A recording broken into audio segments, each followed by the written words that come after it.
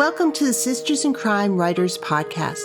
Everyone has a unique writing journey, so join us for conversations about those journeys from the writers themselves.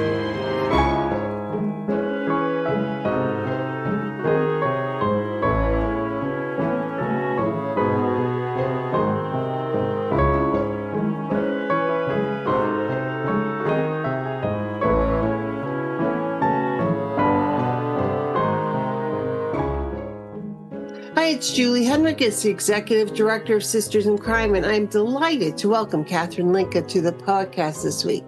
Catherine is the past president and current treasurer of the Puget Sound chapter of Sisters in Crime, the author of 3 traditionally published YA novels. Her first adult suspense is currently making the rounds of publishers. Elle Cosimano called Catherine's last novel, What I Want You to See, a stunning portrait of deception. As a book buyer for an indie bookstore, Catherine learned everything about publishing they didn't tell her in grad school. Catherine, welcome to the podcast. Julie, thank you so much for having me. It's a pleasure to be here. Well, I want to start where I always start and ask you about, your writing journey. When did you say to yourself, I want to write a novel?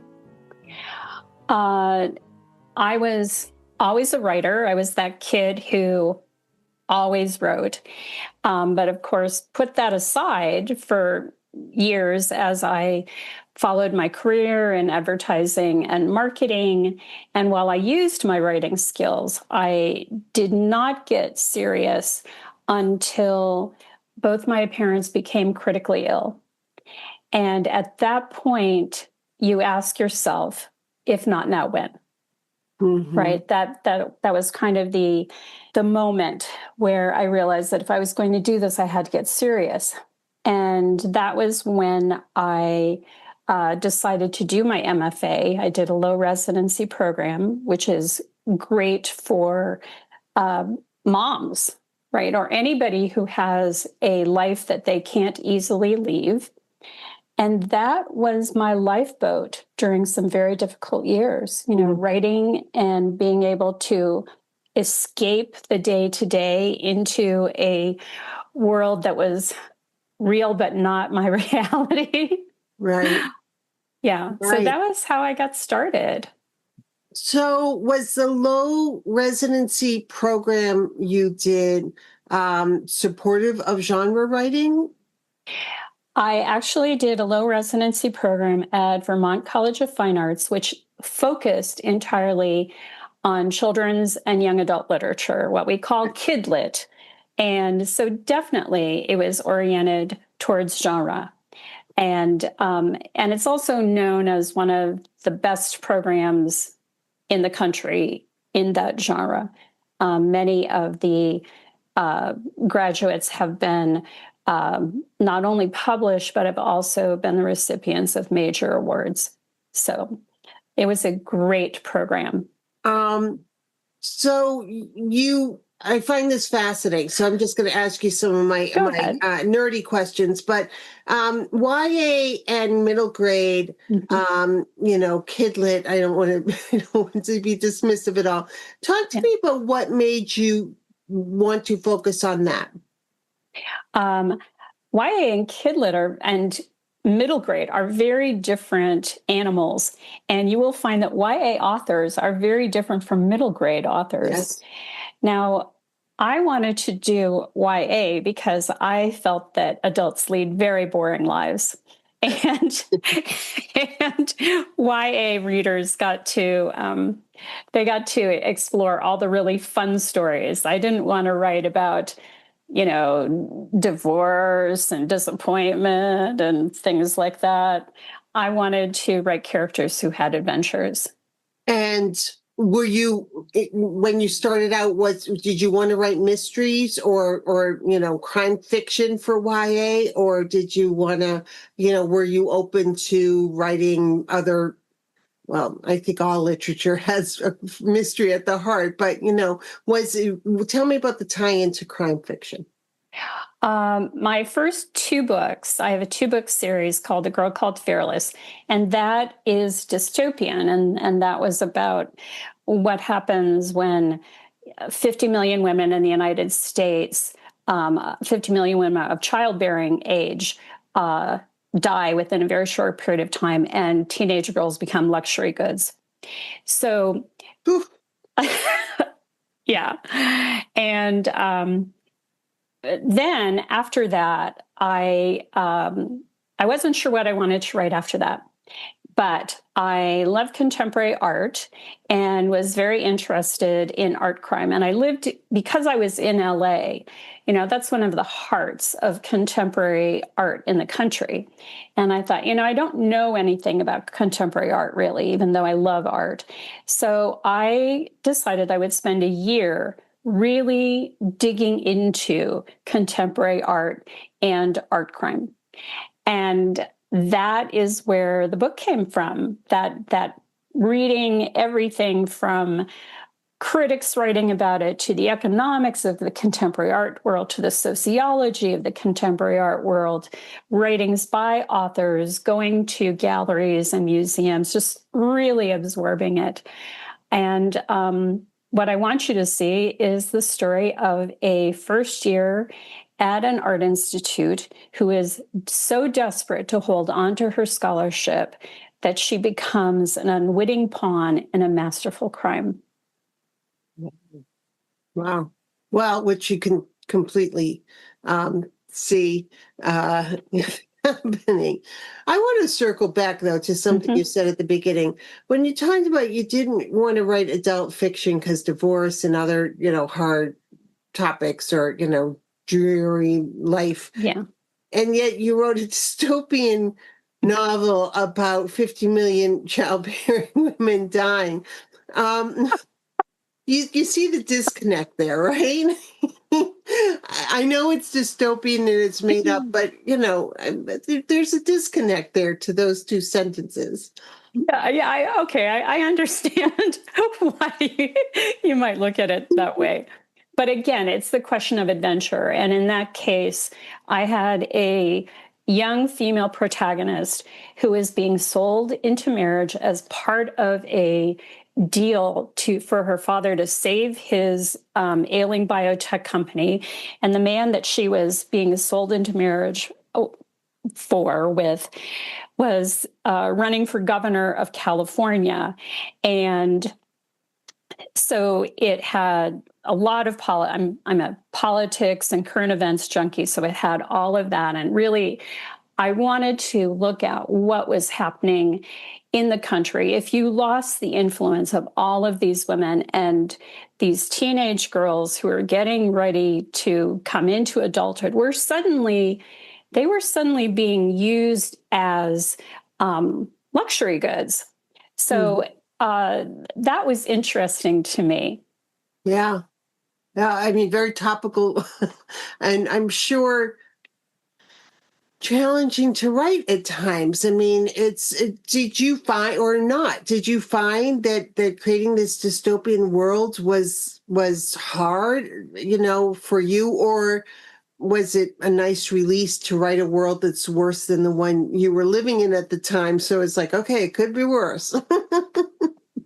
Actually, this book, it was like channeling. It was very odd. It really came out because I had done so much reading in this area. Again, I'm, political current events junkie, and many of the things that I used were things that you were seeing in other countries. Like when you look at China and what happened to China after the imposition of the one-child rule, what you saw was things like people going to Vietnam and bringing all of these young Vietnamese women back to China to be brides.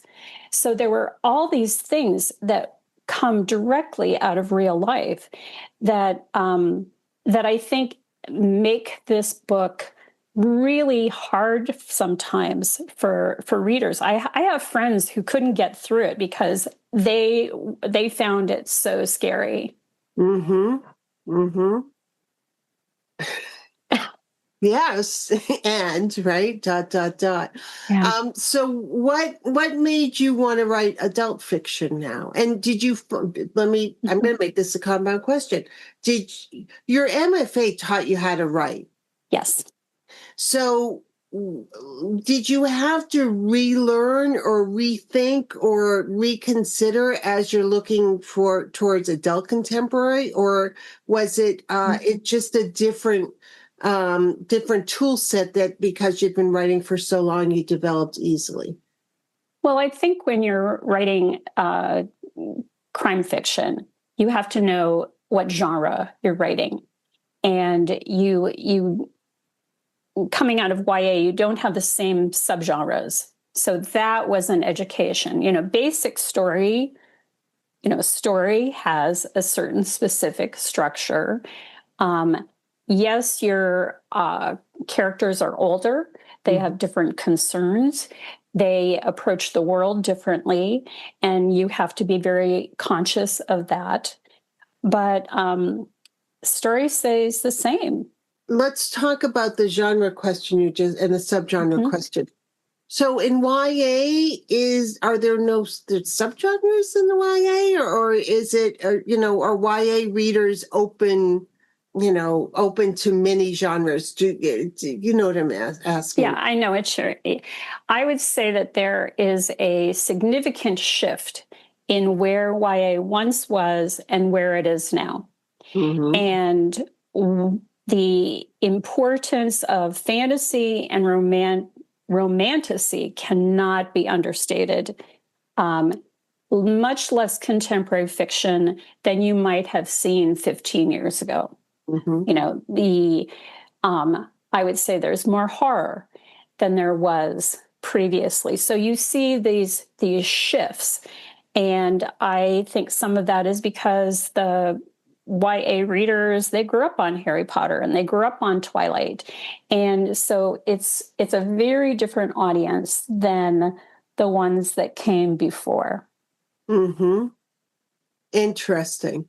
And let's talk about the importance of genres for adults and understanding that. Because believe it or not, I had a conversation earlier today about this very topic and how writers need to understand when you're reaching out, trying to get your book published to agents or publishers, or if you're going indie and you're doing it yourself, you really need to understand the genre and the subgenre that you're writing in. Yeah. And the tropes and the rules and that, because everyone needs to know where to put the book, on a virtual bookshelf. So talk to me about that, because there's so many subgenres and so many mashups now, but it's so important to understand. Oh, I think it's critically important because you're not just selling your book into an editor. You are selling your book into a publishing house where you have a marketing team that wants to know where to put it. You have a sales team that wants to know how to pitch it. Then that book has to get onto shelves in bookstores. They want to know exactly where to shelve it. And the readers want to know exactly where in the bookstore to pick it up. So, and it goes into that, affects everything from the not only the shelving, but also things like cover design, right? If we put a cozy up against a thriller, there's a totally different cover design that accompanies that. So I think it's really critical that you have a sense of that subgenre, what the audience is looking for in the subgenre, what the editors are looking for in the subgenre, so that you aren't completely off track. Right. And one of the I teach classes once in a while on these on writing topics. And one of the hardest things for people to do when they're just starting is to come up with that list of comparable titles for their books. I know. And the thing is, because you need current good comps, and some people will like movies and TVs, and these days, I actually think those are good comps to use. But my suggestion always is to start a spreadsheet and just start putting everything on there, because for different conversations and talking to different people, you're going to bring up different comps, and it's going to help you understand what your book is. And when people say, there's nothing like my book out there, that's not going to help you sell the book. And you, of course, your book should be unique and not like anything, I mean, it's yours. But at the same time, you got to figure this out for yourself to help other people figure it out. Do you've also been a bookseller, but talk to me about comps and the challenge of that. Well, I think it's really, really tough. And I don't like some of the rules that now exist around comps. Oh, it can't be more than 2 or 3 years old. And don't you dare compare yourself to someone who's a blockbuster, because, how can you possibly say your comp is Colleen Hoover?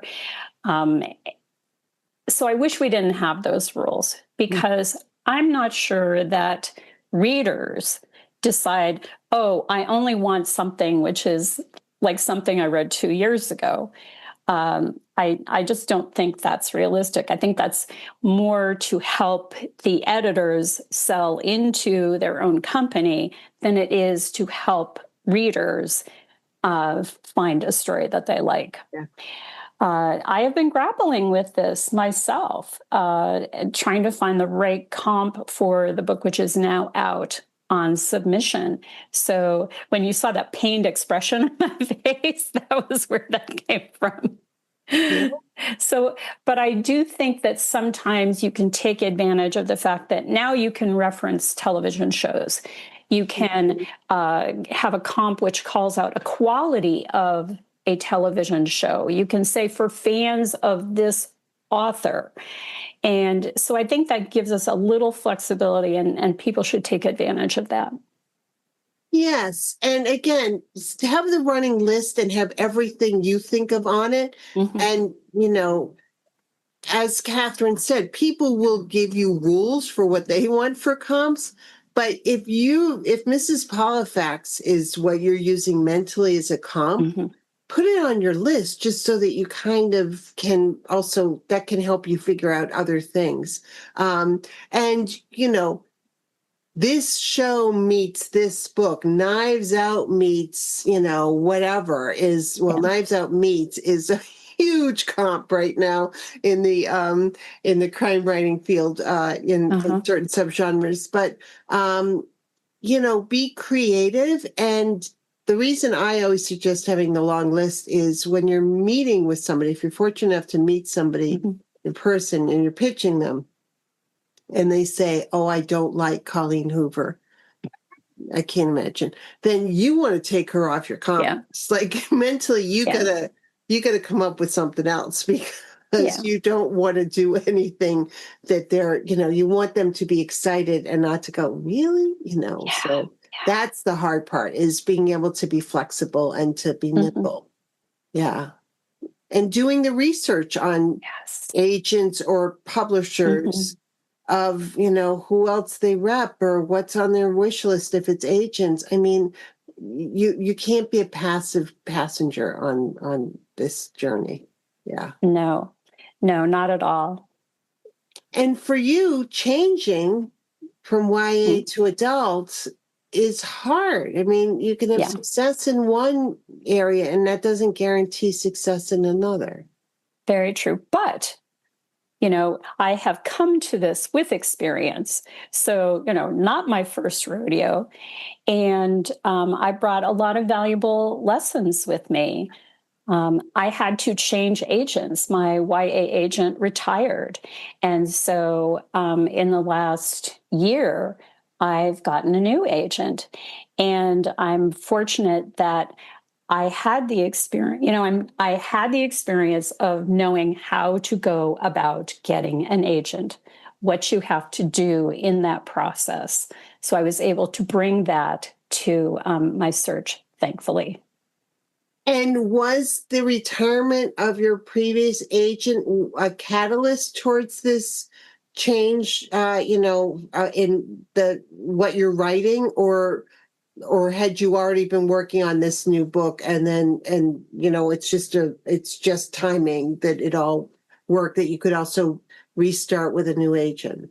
It was timing, and which was fine, because she really didn't handle adult fiction. So it would have had to have happened, but that's why it happened at that moment in time. Yeah. And for you, having a blurb by Elle Cosimano is helpful for many reasons, but she's also, didn't she start in YA and then? Yes. Yeah, so she's actually done that transition very well. But that's an excellent comp as a example to people who know her journey, to go, oh, this is somebody else who did the same thing. Yeah. Yeah, very interesting. Now, you were a bookseller as well. Yes. I was a book buyer. Book buyer.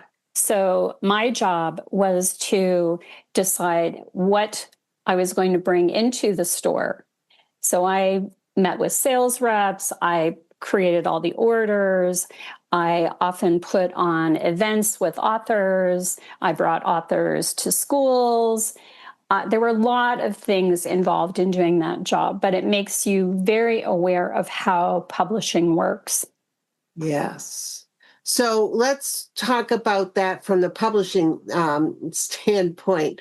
When you're choosing and you've got catalogs and you've got reps and everything else, and you've only got so much shelf space, what are some of the factors that come into the decision making on what you're going to be buying? I think it is so important for authors to understand what the situation is. I have found many authors who have no idea what's involved in getting on the shelf.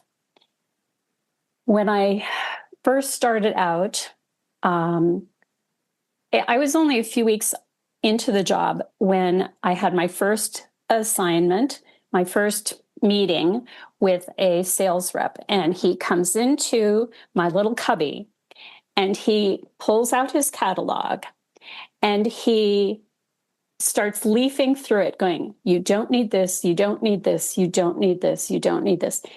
For an aspiring author, it was shocking. It was a moment when you see the reality right in front of you. The store that I worked for had room for 20,000 books. Not all of them were children's and YA, so we had a smaller portion.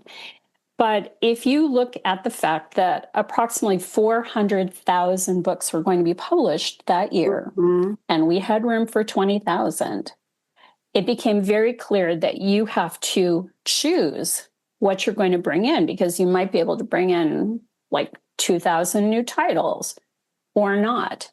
Every book you brought in had to replace something that was on the shelf. And I think it's really important for authors to keep this in mind, because I know so many of them get frustrated. I went to the bookstore, I asked them to carry my book, and they wouldn't carry my book. It's important to understand things like be professional. Make an appointment to see the buyer. They're really, really busy. They're nice people, but they've got a lot on their plate.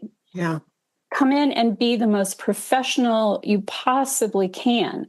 If you have a sheet about your book and it's got the ISBN and it's got quotes from reviews that you've had, what PW says about you or what Kirkus is saying about you, put that all on one sheet along with the cover and a quick little bio. If you are willing to do an event in the store, include that with your contact information. I know that seems obvious, but it's not. So there are all sorts of things that you can do to help yourself get on the shelf, but recognize that you are in competition for that shelf space. Yeah. Yeah. And that's tough, right? It's Mhm. also depending on who your publisher is or who's Yes. distributing their books, Yeah. it's not as easy to get some books. Right. Somebody may say, okay, that would be great, and then they can't get them, for whatever reason. Oh, I was talking with Marty Wingate about that recently because she's published in England, and and apparently it's complicated to get her physical books in the U.S. Yeah. And so that's a factor that we don't always think about is how policies may affect things, but also, Mhm. you know, paper costs more. Yes. Mass market paperbacks are being Mhm. phased out by a lot of Mhm. folks. So that's not helpful as well. Yeah. And the other challenge, I think, for bookstores, physical bookstores, and we all need to support our indie bookstores, Mhm. is that the way they can also make money is by selling games or selling, Yeah. stationery or selling other things. And I know that sometimes people can find that frustrating, but they've got to keep the lights on. And that means Yeah. they have to get people who come in and will buy other things that the Mhm. margins may not be as tight and they may make more money on. Right. Yeah. When you're talking about games and puzzles, you're looking at a 50% margin. When you're talking about books, you've got a smaller margin, and if you want to do returns, you're going to be paying freight back, and so it's very, very tight, as you say. Yeah. Yes. I mean, the business model is tough. Mhm. You gave some great feedback on the one sheet, and I think that's worth everyone working on their one sheet Mhm. for their book. I mean, that's just, I think the more you can have everything set and ready to go, the better off you are. I mean, this is, Mhm. it's like a synopsis when you're pitching, have the Yeah. one paragraph, have the one page, have the 3 page, have the 10 page, like Yeah. just be ready to go. So Yeah. if somebody needs it, you don't have to create it. But tell me what makes a successful author event, from a bookstore's point of view, and what makes you want to work with an author again? Which immediately makes me think of authors you don't want to work with Yeah, again. yeah, um, well, a successful author event is when you sell every book you brought in, yeah. right? And so if you're going to have your book launch at a place, you want to make sure that you invite everyone you know. I Hmm. even invited my OBGYN and she came. Yeah. You want everybody to come. You want everybody to buy your books. I remember at my initial book launch, because it was YA and I knew that not all of my friends read YA, I put up a board and they could choose a local high school to buy a book for. And so we sold out because we had alternative ways of getting people to buy the book. So, authors you don't want to work with again. Yeah. Sometimes you can work with an author and it can be a very financially successful event, but they act like divas. They torture the staff. Yeah. They they do things that uh, show a lack of generosity, that are very thoughtless. Um, when if a bookstore is working with you, be nice, be supportive, Yeah. uh, be helpful, be uh, be reasonable. Hmm. Show up when you're supposed to show up. If you are bringing books, bring those books. It there's so many little things that make or break an event. So I worked in theater on the admin side for a number of years, and the same thing could be said for actors, or for designers or for directors. They're incredibly talented people who no one will work with because they're so difficult. And there are people who are a little bit, not quite as talented, but are such a joy to have in the room that people always say, yes. Okay, yes, let's get you want to be the person people want to have back. Yes. Now, as readers and as fans, go to, well, first of all, as authors, go to the bookstore before you ask them to do an event. Like have a profile there so that they know who you are. And, if you go to somebody else's book event, another hint just from my personal life, buy something. You may not buy the book because maybe you had it or you had it on pre-order or whatever, although that's how I end up with a second book signed for somebody else. But, buy the puzzle or the, bag or something that's just to help them stay in business. Like understand that this is what they're trying to do. And do be kind to people who are at work. Do not treat staff badly because it's not good. What about group events? What happens if like 2 or 3 authors say to you, I have 3 other friends and we'd love to do an event? Love group events. Yeah. Group events are great because you have the possibility of bringing in many more friends of those writers. We have a group event that we do in Puget Sound at Third Place Books, our mystery night, and we'll have 8 to 12 readers during that evening, and we get a crowd of like 50 plus people in there on a Monday night. Yeah. So it does work out very, very well, both for us and our bookstore.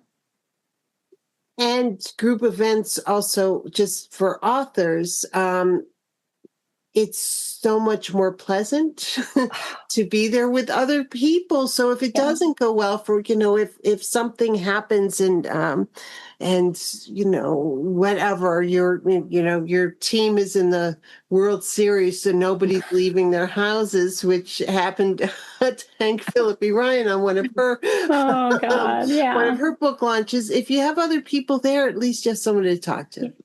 Yeah. Yeah. Yeah. It is great to have a comrade in arms. Yes. So what do you wish you'd know more about the writing life? I mean, about the publishing life because you're part of the world. What do you wish you'd known more about the writing life when you started out? Well, in this reboot, right? I think there's so much knowledge which is out there that you only get from talking to people. You think you could get it all online, but honestly, there's so much that you really don't realize until you are out there and you're going and you're meeting people and you're talking to them. You and I met at Left Coast Crime, and that was my first crime fiction convention. And I knew that my audience was very different now than the audience that I had when I was going to, the Ontario Teen Book Fest or Pasadena Loves YA. I knew the audience was different, but that really brought it home. Just seeing the audience live in front of me was such a revelation. I was really glad that I went and had that experience. And that's the kind of thing that, you can look at the data and go, okay, we know that mystery readers skew older, but until you see it in front of you, it doesn't really hit home. And conferences and conventions are a great way to do that. But also, again, go to book events or library events, or, just meet folks, and that's helpful. Yeah. Sure. And certainly I've learned so much from my fellow members of Sisters in Crime. There are all these things that I didn't know. Like, one of them is working with this man who helps you tweak your Amazon rating by looking at your, how you've written your description of your book. And I didn't know there was someone who did that. How would I know that? I wouldn't, because I didn't know it. How would I possibly look that up? Right. So it's pieces of information like that are invaluable that you get from being in a community like ours. And being able to ask other people in the community for referrals or for, feedback, because a lot of people can tell you they can help with things, but not everyone can. So you want to make sure that you're spending your money wisely and everything else. Yes. So let's talk about the importance of community for a writer, because writing is lonely. And Yes. people need people. So talk to me about the importance of community. I moved here to Puget Sound 5 years ago from Southern California, where I had a very strong writing community. And I moved in the middle of the pandemic, which I don't recommend to anyone that they do that. I knew one person in the area, just one. And when I found Sisters in Crime, I found this group of people who cared about what I cared about, who knew about what I was trying to break into, and who were incredibly generous and welcoming. And, when you move from someplace else, you want to be welcomed into the community. They talk about the Seattle freeze, and I did not find that with Sisters in Crime, just the opposite. Yeah. And as you say, it can be very lonely. You're toiling along, and you want some feedback, and you want someone to say, "Oh God, yes, I know what that feels like." Yeah. No, even that validation. And also accountability, because, writers will also say, that must be really hard. So what's next? They're not going to let you off the hook. They're going to, when you're querying, you're out to publishers. That's a really tough process. Yeah. And, you need people who understand that, so you can get feedback, because your family and friends love you and they want to support you, but they don't understand. Yeah. We had our local picnic back in August, and they were asking me how it was going, and I said, I've had several rejections. Do you want to guess what they said? And everybody started pitching out the lines that they had heard in all of their rejections. Yeah. Yeah. It is something, isn't it? Yeah. So what your agent's sending your book out. What are you working on now? I am working on a story about an author who is she's a mystery writer, and she has been successful in the past, but her agent has told her that she needs to up her social media if she wants to sell her next book. And she hires a social media manager who is willing to go too far to ensure her success. Wow. Wow. That's an evergreen book, isn't it? Yeah. Be careful what you wish for, folks. Oh, well, that sounds very interesting. And you're smiling as you said it, so obviously you're enjoying the project. Yeah. Yeah. That's awesome. It's fun when you have fun characters. Yes. Much, yes. Well, again, dystopian YA. I hope those characters were fun because that's a heck of a world. Okay. Yeah. Thank you so much for being on the podcast and for talking to us about all these facets. This has been great. Oh, I'm very glad that you invited me. And honestly, I really do love opening a window into some of the areas that other authors may not have an opportunity to experience. So thank you very much.